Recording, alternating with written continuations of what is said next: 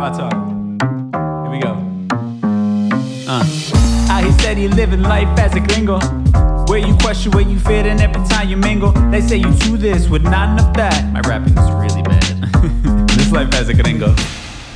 Yes, hello and welcome to another episode of Life as a Gringo. I am Dramos, of course, and it is Thursday, so it means it's time for our Thursday Trends episode.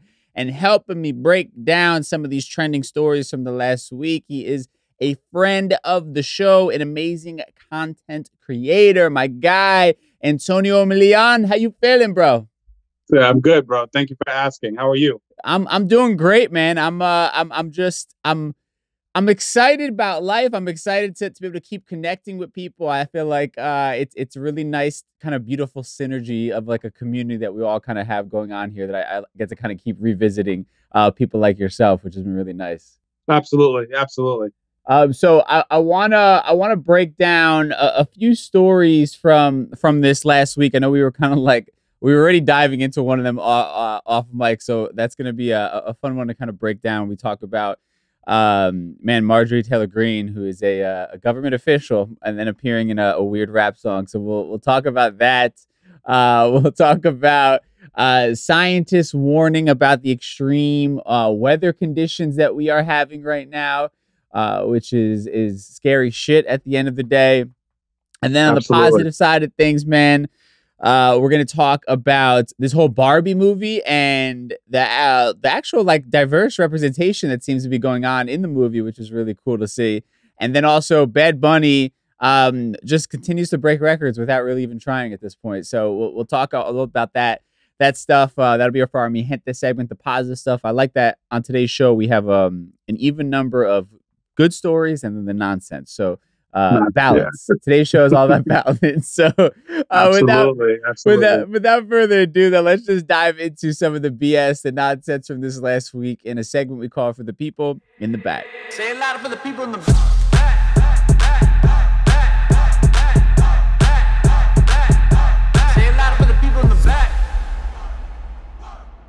All right, so let's first and foremost start here with the weather and climate change as a whole. And it's been a wacky summer for weather. It's been incredibly hot. It also feels like it's rained the entire summer. And we've just had these weird spells and they're warning right now, like scientists are warning, like this crazy weather that we're all joking about and complaining about is actually a very dark warning sign of the drastic changes that are happening on this planet and how things are just progressively getting worse if we don't get this whole climate crisis under control. So I just want to kind of read a little bit of this article, just kind of some of the talking points. But they say just over halfway through July and already a slew of extreme weather records have been broken. A prolonged, unrelenting heat wave has scorched large parts of the South and Southwest United States. Temperatures in Phoenix, Arizona have hit at least 110 degrees Fahrenheit for a record-breaking 19 consecutive days. And emergency departments are flooded with heat-related illnesses. And this obviously goes beyond just the U.S. They're saying Southern Europe is experiencing one of its most extreme heat waves on record, with wildfires raging in Greece, Spain, and Switzerland. And in Asia, temperatures have pushed above 50 degrees Celsius, which is 122 degrees Fahrenheit, which is absolutely wild. And that's in China, while parts of South Korea, Japan, and northern India are experiencing deadly flooding. Now, in a statement on Tuesday, I can't remember, Petteri Talis, Secretary General of the World Meteorologist Organization, called this relentless cascade of extreme weather, quote, the new normal. But scientists now are sort of pushing back against that. And they say, quote, when I hear it, I get a bit crazy because it's not really the new normal, said Hannah Cloak, a climate scientist and professor at the University of Reading in the UK. She says, until we stop pumping greenhouse gases into the atmosphere, we have no idea what the future looks like. And they go on to say that while the summer has been bad, it's only just the beginning and that we should be bracing for escalating impacts as far as climate change is concerned. I just threw a lot at you, a lot of just bleak sort of, thoughts. The world is coming to an end, man. It feels like that, man. I mean, yeah, what are your thoughts? I feel like, I feel like scientists, the way society views scientists now, especially after COVID. You ever watch those movies and like the end of the world is coming and there's a guy at the corner and he's like, repent or die? Right. Like scientists are holding that sign. They're like, yo, we need to do something. Yeah. And society is like, how much is that going to cost? That's too expensive. I'm not paying for that. That's exactly what's happening. Like we could fix climate change. Like people out there, we as a collective, as a society, we could fix climate change the same way we could fix homelessness, the same way we can fix inequality, any inequality, but it's too expensive. You know what I mean? No one is willing to take the capital and reorganize the entire fossil fuel system so that it saves all of our lives. Right. They're willing to sacrifice us all for, and I hate to sound like a conspiracy theorist, but it's kind of true. Like they're willing to sacrifice a lot of us so they can keep the status quo. Yeah. Yeah. It's interesting, man, because it's obviously capitalism at the end of the day, but it's gotten to a point there. In my opinion, you could still have capitalism, but you could have kind of like moral capitalism, right? You know, like where you know, hey, you work your ass off and it's a free market. You make, you know, you're entitled to make as much money as the world deems that you're worth.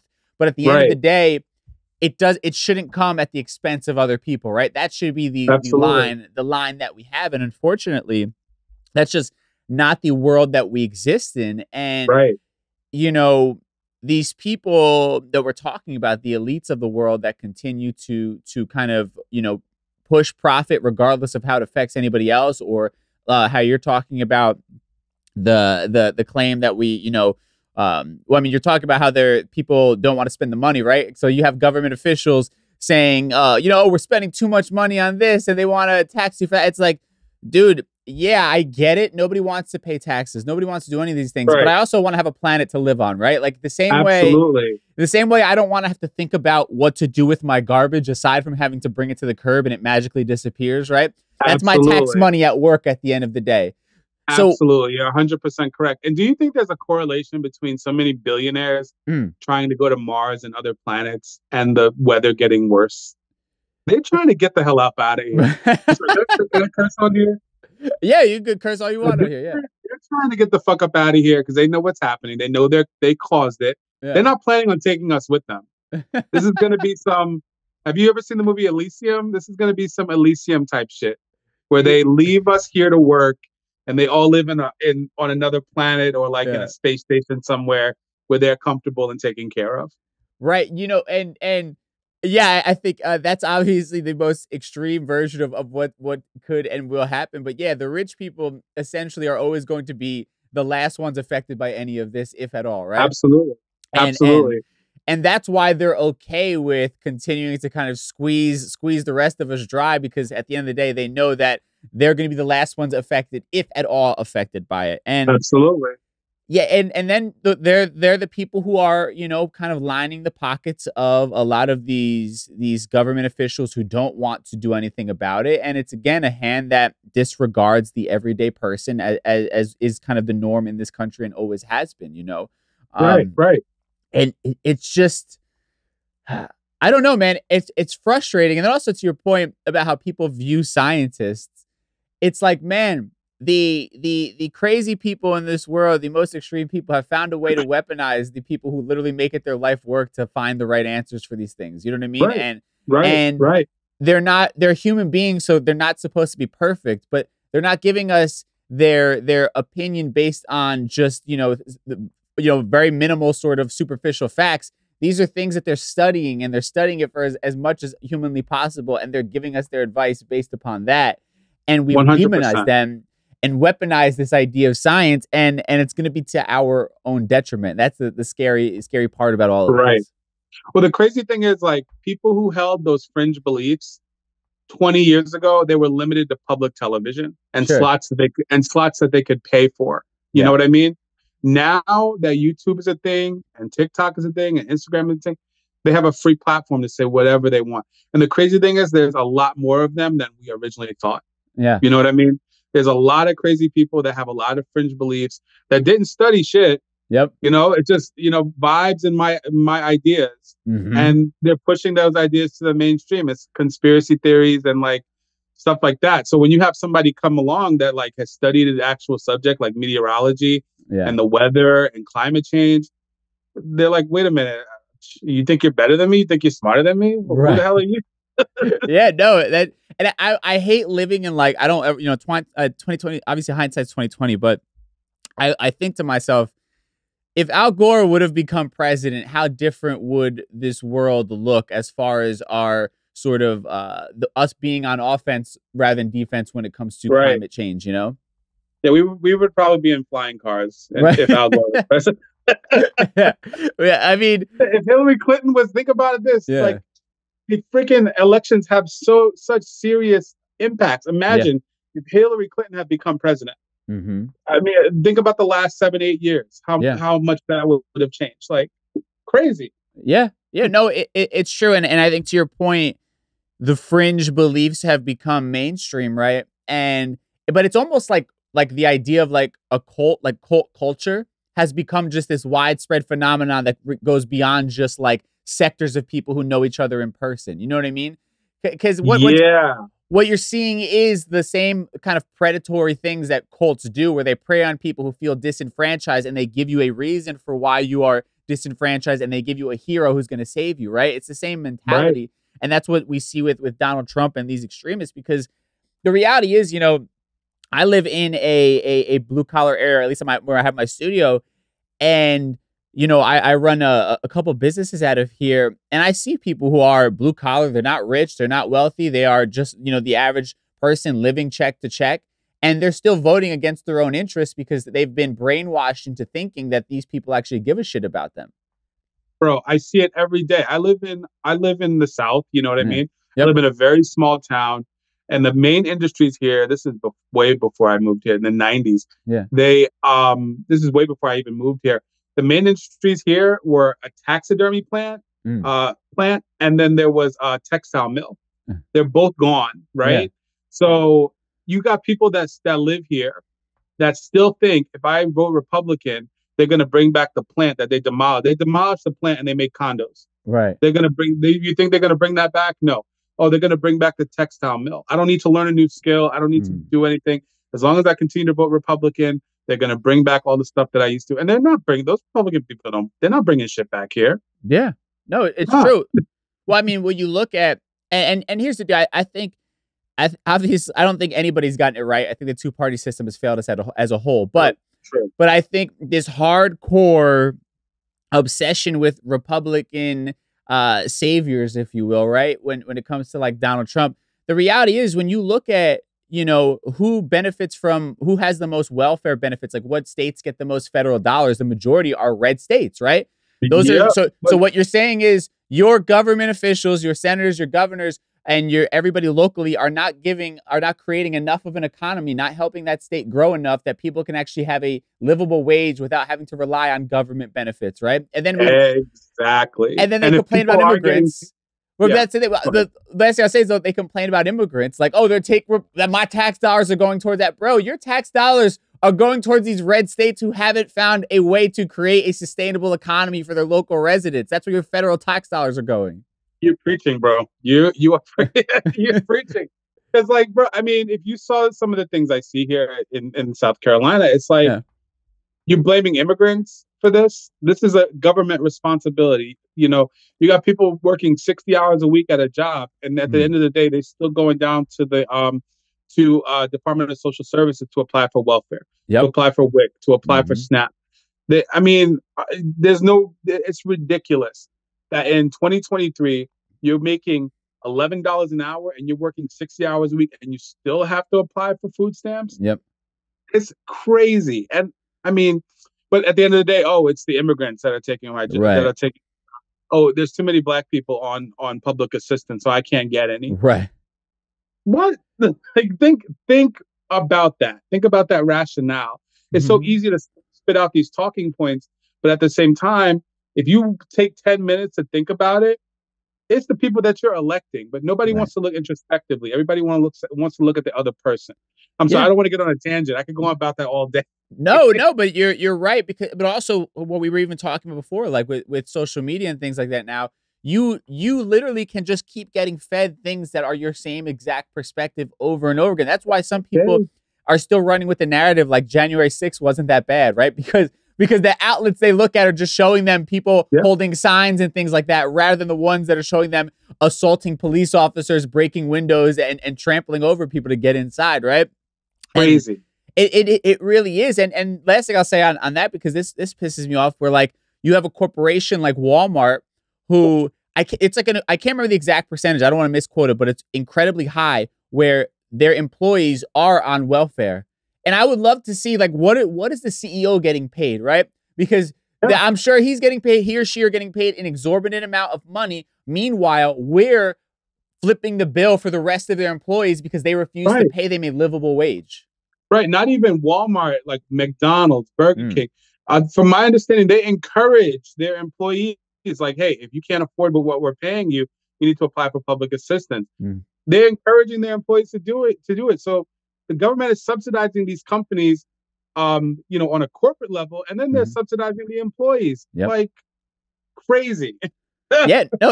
It's fucking scary stuff. You have Marjorie Taylor Greene, who is representative out of Georgia, and we were talking about this off mic. She represents an area that is very rural, very blue collar to the core, and she's one of these people who has become like this fucking voice for MAGA, and that people love, even though she has no actual real policy to actually make anything better for those people's lives, right? So you had her, and she basically is using public office as a means to get famous and to have clout, right? That's the world that we live in today, where you can use that on the right. You can become a famous person if you are just crazy at the end of the day, or you spew, conspiracy bullshit.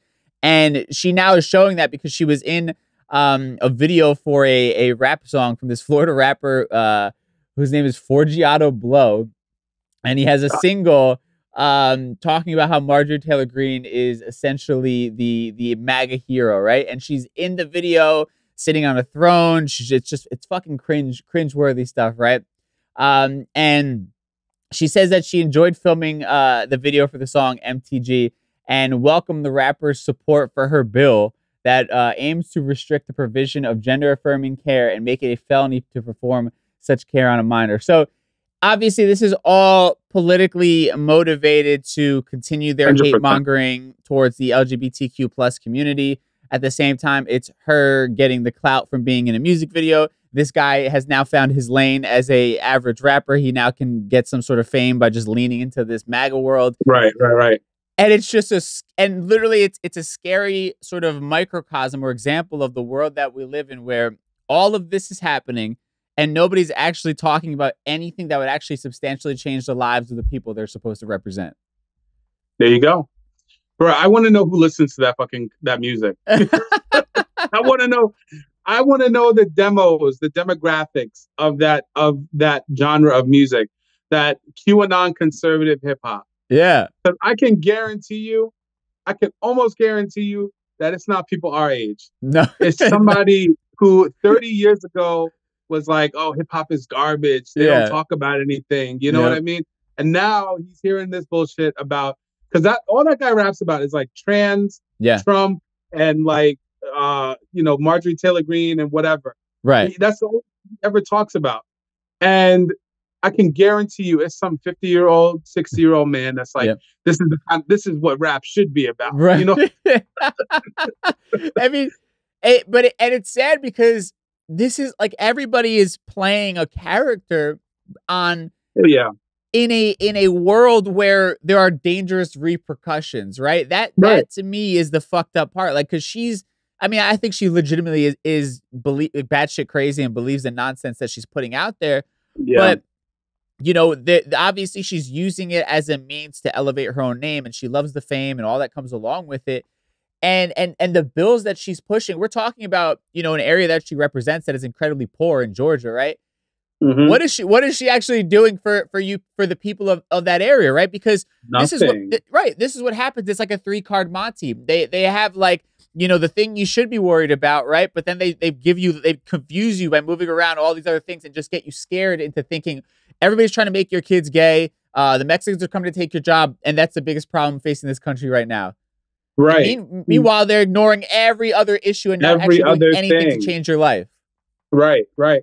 And the crazy thing is, like, when it comes to like gender affirming care or like immigration, is they're never going to put a bill that they're going to actually have to push into law, Right. because that means that they're going to have to focus on something, a real issue. Yeah. You know what I mean? If they solve all the issues that they're bitching and complaining about, then they're going to have to focus on some real shit eventually. Mm-hmm. So they're just going to keep talking about undocumented immigrants. They're going to keep talking about gender affirming care. They're going to keep pushing these bills, and the bills are batshit crazy. Yeah. The bills have no way of being passed. People look at these bills and go, "What the fuck is this?" Right. Right. Like, and so, at the end of the day, as long as you can keep pushing nonsense like that through, you don't have to tackle real issues. So the goal is not to get anything done. It's to like you said, it's to get clout, it's to get fame, while giving a show like you're trying to get things done. And when things don't go through, you're like, oh, see, it's the Democrats. Yeah. They don't want to help me. It's the Rhino Republicans. They don't want to help me. Right. Right. Well, that's to your point. They make these bills, but they don't actually ever think they're going to get passed. Right. It's literally just for show to be able to say, look, I made this bill that addresses all your fears and they turned it down, right? I'm trying to do my part. You're not actually trying to do anything, because let's be real. If they made it illegal tomorrow to be gay, to be trans, to be anything, you would still be poor. You would still be living paycheck to paycheck. You would still be struggling in this country, right? So your life would not change whatsoever if these things actually happen. These are all fear-mongering cultural arguments that we're having, and they're literally trying to make it seem like they're the core issues that are hurting this country. Yep, you're right. It's I don't know, man. It's really sad, and I hope that I don't know. I want to know like how do you get people? And obviously, I don't think you or I have the answer to this, but there has to be a way to get people to like lift the veil a little bit. You know what I mean? Like, even if I don't agree with your political stance as a whole, how do I get you to see that, like, literally what you're defending, those people aren't actually trying to do anything to actually improve your life? And listen, I could say similar things about the Democrats as well. I live in the New York City area. It's far too expensive to live out here, and nobody is doing anything to really help the everyday person out. I believe in New York, they recently voted to allow, the rent increases to go up again. So you already know that it's astronomically expensive to live out there, and you're still being okay with raising it. I think they're imposing another fee for congestion. If you're entering New York City during congestion times, they're going to tack on more money to get into the tunnel, as if it's not expensive enough for people to commute already. So obviously, these are Democrats we're talking about. So obviously, you don't give a shit about the everyday person. I think most politicians are out of touch with reality of the everyday person. But we have to get to a place where we say, let's just start talking about the real issues and holding people accountable, and stop fucking getting manipulated into getting into these cultural issues that at the end of the day have no real impact on the majority of people's life. That's right. Right. And you know what, to your point, when it comes to America's becoming a more and more expensive country to live in. Yeah.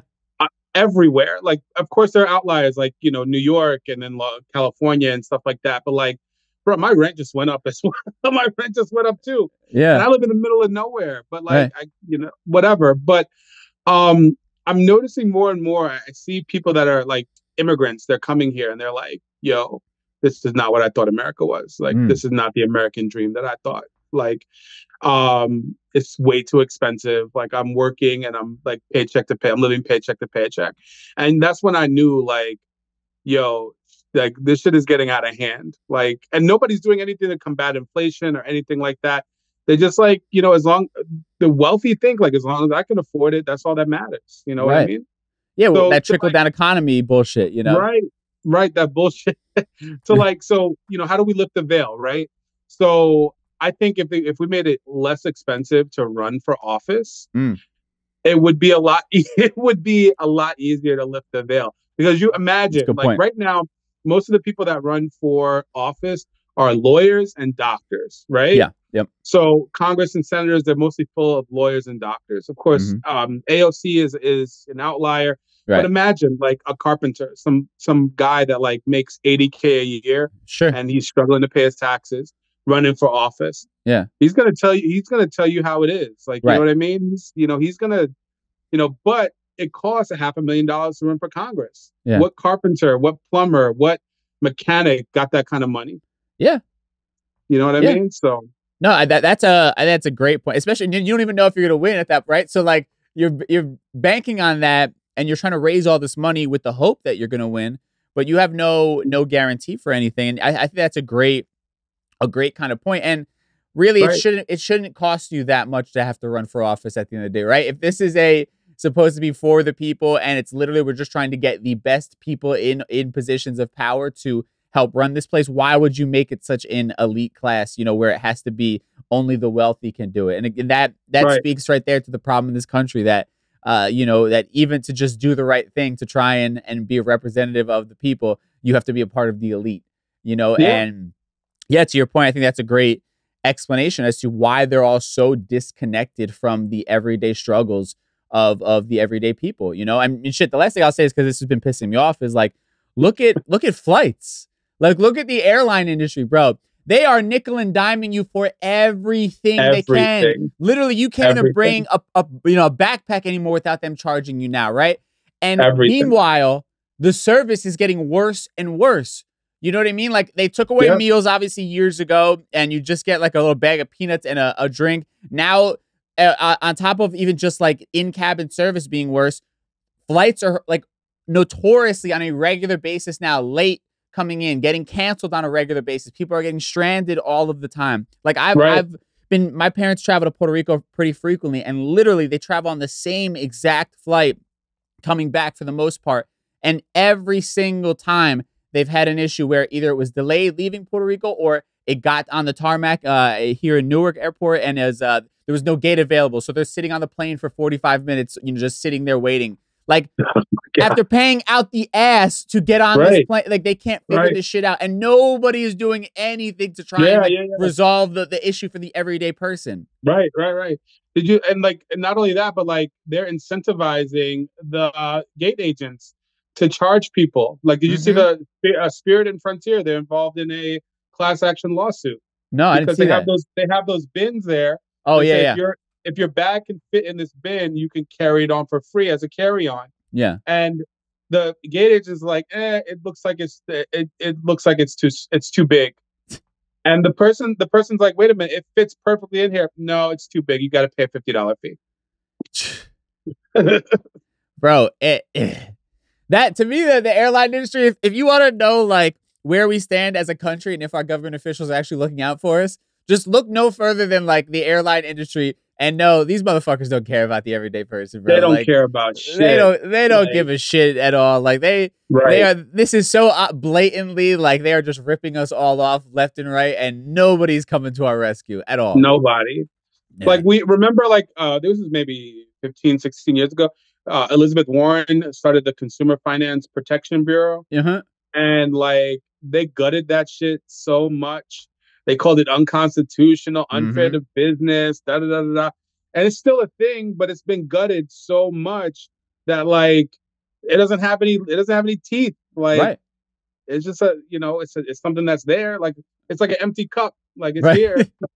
Right. And why would they gut it? Obviously, because the big corporate donors don't want any harsher restrictions on them being able to, have their bottom line of just gouging the shit out of us at the end of the day. There you go. Exactly. All right. Well, my blood pressure is high at this point. We're gonna cleanse the palate. We'll do some positive stuff that's been going on here in the community.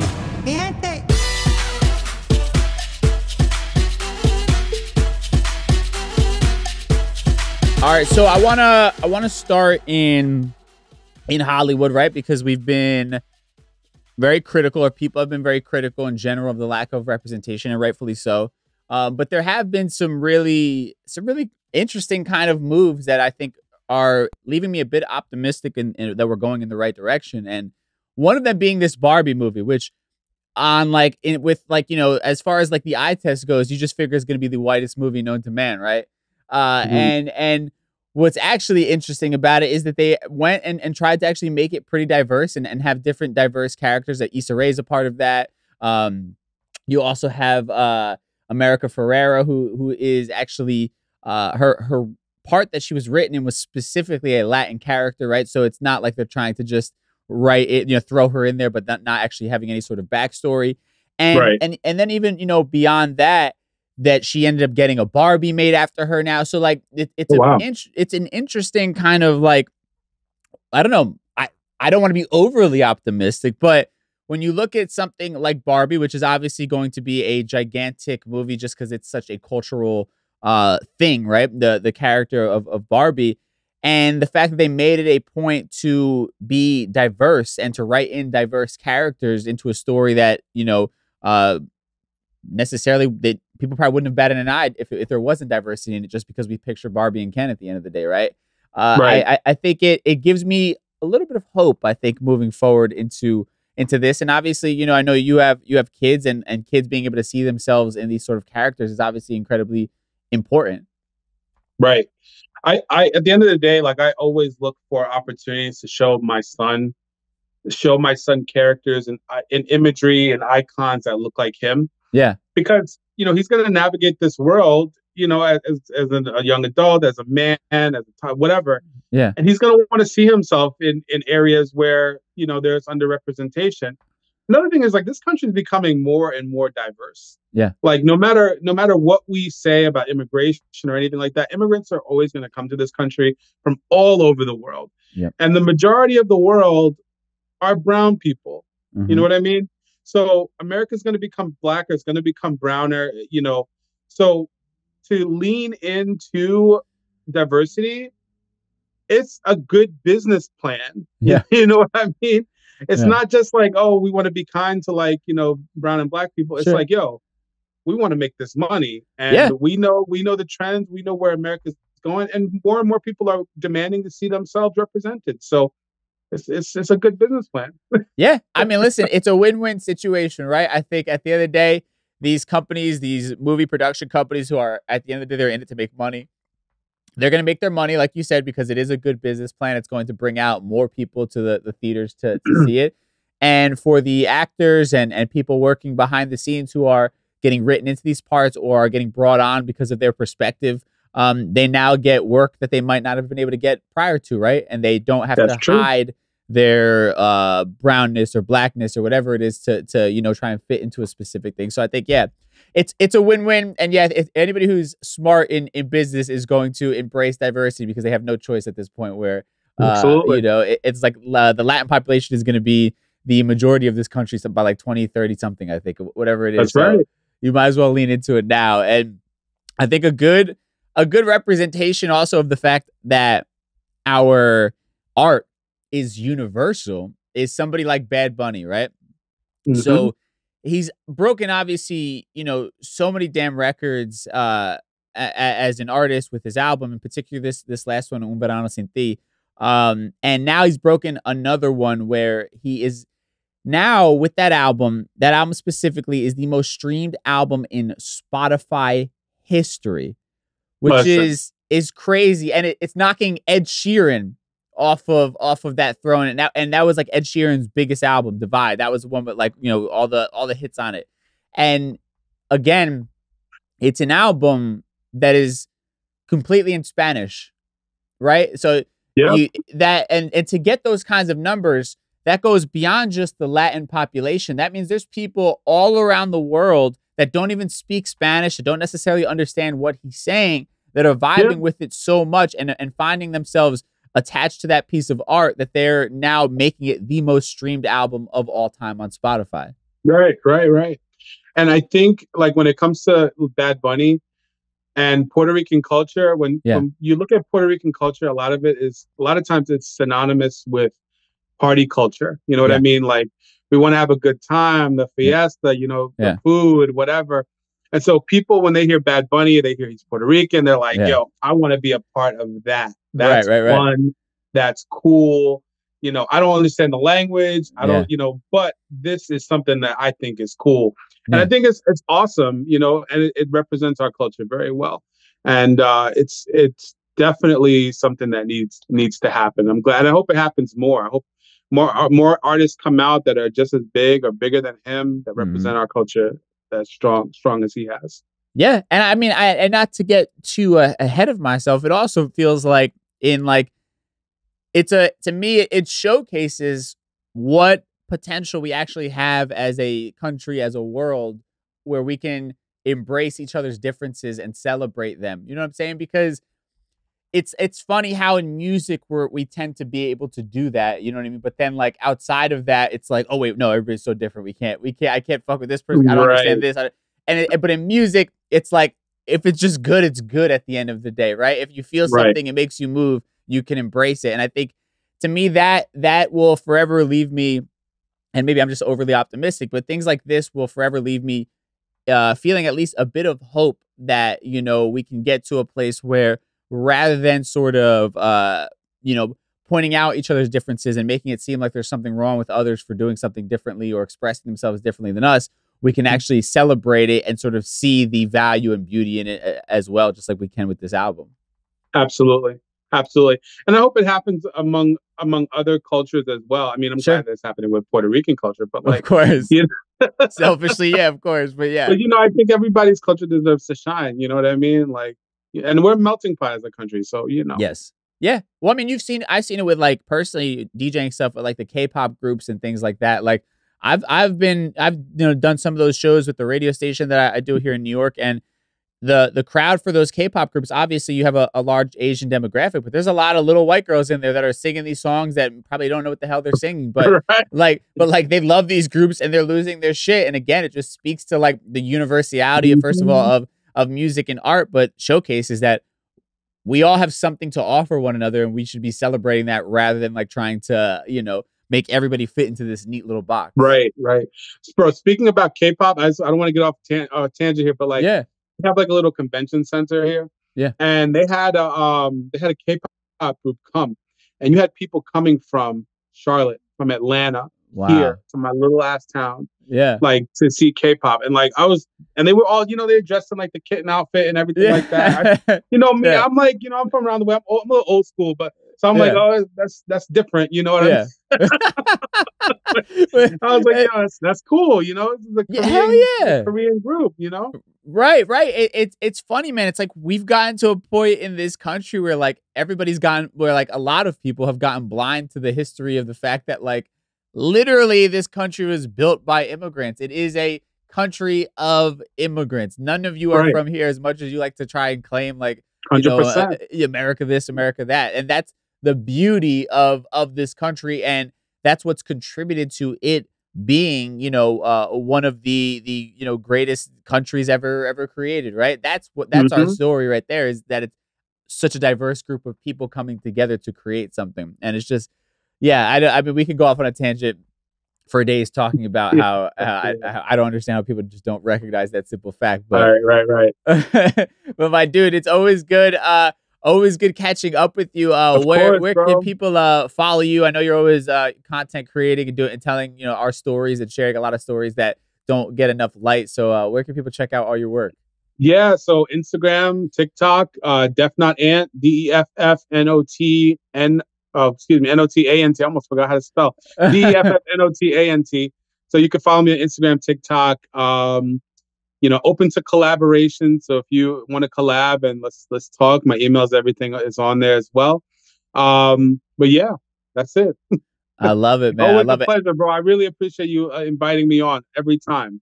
Of course, bro. Of course. Yeah, we gotta try to link up for real, because we I literally saw Antonio from like across the crowd at the Puerto Rico at the festival in New York City. We had a 2-second wave, but I was like up on a stage. I couldn't say hi. The madness. But yeah, we gotta actually make it happen for real. Awesome, man. Hey, I appreciate it. Take care, man. Man, big shout out to my guest this week, Antonio Millian, for hopping on the show.